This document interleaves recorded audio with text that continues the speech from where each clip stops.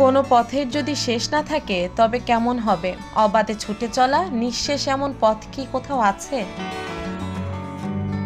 একদম তেমনটা সম্ভব না হয়তো, তবে পৃথিবীর দীর্ঘ এই পথটি কল্পনার সেই অবাধ বিস্তৃত দৈর্ঘ্যের চেয়েও কিন্তু কম নয়। বলছি বিশ্বের সবচেয়ে দীর্ঘতম মহাসড়কের কথা, যাকে পৃথিবী চিনে প্যান আমেরিকান হাইওয়ে নামে। প্যান আমেরিকান হাইওয়ে উত্তর আমেরিকা এবং দক্ষিণ আমেরিকার সাথে সংযোগকারী একটি মহাসড়ক নেটওয়ার্ক সিস্টেম, যা আমেরিকার উত্তরতম প্রান্ত থেকে দক্ষিণতম প্রান্ত পর্যন্ত প্রসারিত।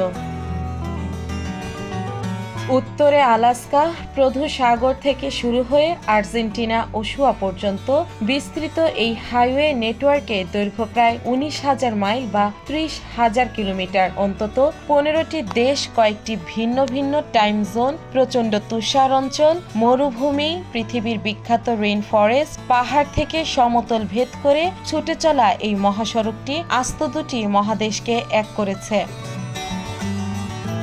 প্রশ্ন জাগতে পারে, প্যান আমেরিকানবাদ বা প্যান আমেরিকানিজম কি?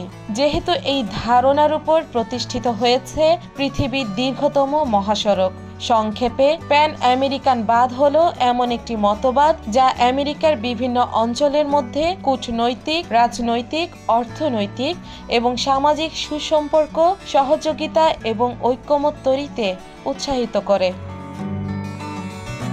বিস্তৃত প্যান আমেরিকান হাইওয়েকে শুধুমাত্র মহাসড়ক বললে ভুল হবে। এটি এমন একটি মহাসড়ক যাকে কখনো কখনো অধরা প্যান আমেরিকান ঐক্য স্মারক হিসেবে বিবেচনা করা হয়।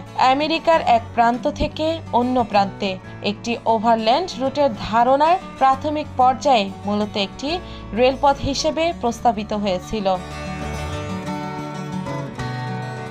1884 সালে আমেরিকান কংগ্রেস একটি আন্তঃ-আমেরিকান রেল ব্যবস্থা নির্মাণের পরিকল্পনার পাশাপাশি একটি আইনও পাশ করেছিল। এরপর 1889 সালে প্রথমবারের মতো প্যান আমেরিকান সম্মেলনে গুরুত্বের সাথে উঠে আসে এই রেলওয়ে নির্মাণের কথা। কিন্তু 1903 সালে পানামা স্বাধীন হওয়ার পর যখন পানামা খালে কাজ শুরু হয়, তখন থেকে আলোচনার আর আলোর মুখ দেখেনি। দীর্ঘদিন পরে 1923 সালে আমেরিকান দেশগুলো পঞ্চম আন্তর্জাতিক সম্মেলন রেলপথের প্রস্তাবিত বাতিল করে একটি মহাসড়ক নির্মাণে প্রস্তাব দেওয়া হয়।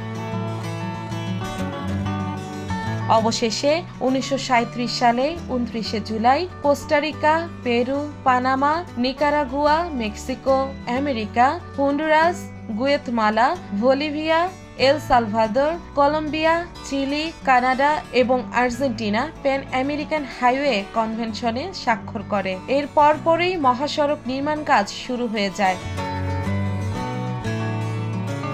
মেক্সিকোর মধ্য দিয়ে মহাসড়কের প্রথম অংশটি 1950 সালে সম্পন্ন হয়েছিল। প্যান আমেরিকান হাইওয়ের বাকি অংশের কাজ দ্রুত গতিতে এগিয়েছিল, মূলত আমেরিকার সরকারের সহায়তায়। 1963 সালের মধ্যেই এই মহাসড়ককে চলাচলের জন্য উন্মুক্ত করে দেওয়া হয়। প্যান আমেরিকান হাইওয়ে নির্মাণের পিছনে আমেরিকার ভূমিকা অনেক। এই মহাসড়কটি একদম সোজা, এর কোনো পাক নেই। তবে এই মহাসড়কের অনেক শাখা প্রশাখা আছে। দীর্ঘতম এই রাস্তার একটি অংশ এখনো অসম্পূর্ণ রয়ে গেছে। 110 কিলোমিটারের এই অংশটিকে বলা হয় ডারিয়ান গ্যাপ। এই স্থানটুকু অপরাধপ্রবণ এলাকা। এখানে মাদক চোরাচালানের মতো বহু বেআইনি ঘটনাই ঘটে থাকে।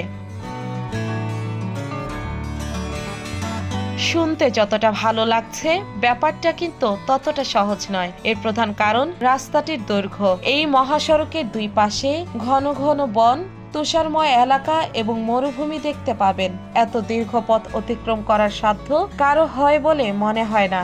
এই পথে যাত্রা শেষ করতে কয়েক মাস সময় লাগে।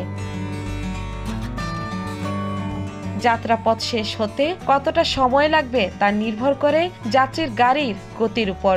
একটি হিসাব অনুযায়ী যদি প্রতিদিন 500 কিলোমিটার পথ যাত্রা করা হয়, তাহলে পুরো রাস্তা পেরোতে 60 দিন সময় লাগবে।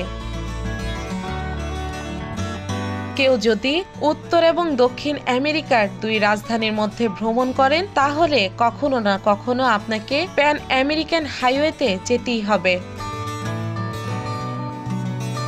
যারা বেড়াতে পছন্দ করেন তাদের একবার অন্তত এই মহাসড়ক দিয়েই যাতায়াত করা উচিত। এই মহাসড়ক দিয়ে ভ্রমণ দারুণ রোমাঞ্চকর হয়। এই কারণেই চালককে নানা পরিস্থিতির মধ্য দিয়ে যেতে হয়। তাই পরিস্থিতি সামাল দিতে অভিজ্ঞ চালক ছাড়া এই পথ দিয়ে গাড়ি চালানো বিপজ্জনক।